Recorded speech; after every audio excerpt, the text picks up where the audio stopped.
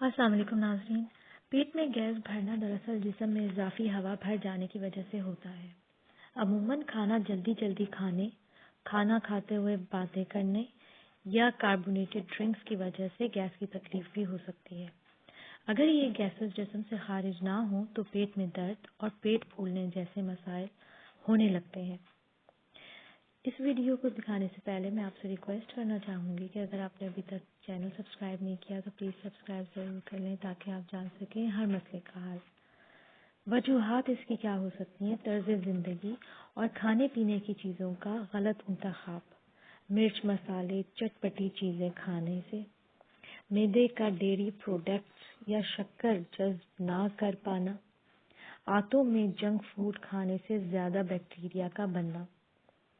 اس کی علامات یا سمٹمز کیا ہو سکتی ہیں؟ چکر آنا، بلڈ پریشر، مزاج میں بدمزگی، دھڑکن کا تیز ہونا، گھبراہٹ، منہ سے بدبو، کھٹی ڈکاریں، قبض یا پھر اجتبات کا غیر تسلی بخش آنا، مسوڑھوں کا پھول جانا، منہ میں چھالے اور زبان کا پھٹ جانا۔ یہ تمام تر علامات معدے میں خرابی یا گیس کا مرض ہونے کی صورت میں رونما ہو سکتی ہیں۔ اس کا علاج یا ٹریٹمنٹ کیا ہو سکتا ہے؟ سب سے پہلے اس کے لیے بہترین چیز ہے سونف۔ پیٹ کے مسائل خصوصاً گیس اور درد وغیرہ کے لیے فینل سیڈز یعنی سونف کا استعمال ایک آزمودہ نسخہ ہے۔ یہ گردوں اور جگر کے لیے بھی مفید اور فائدہ مند ہے۔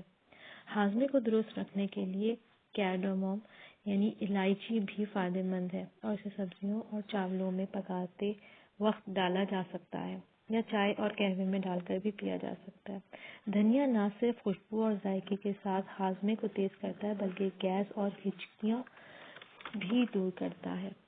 پیٹ میں گیس کا ایک اچھا علاج لیمن بھی ہے۔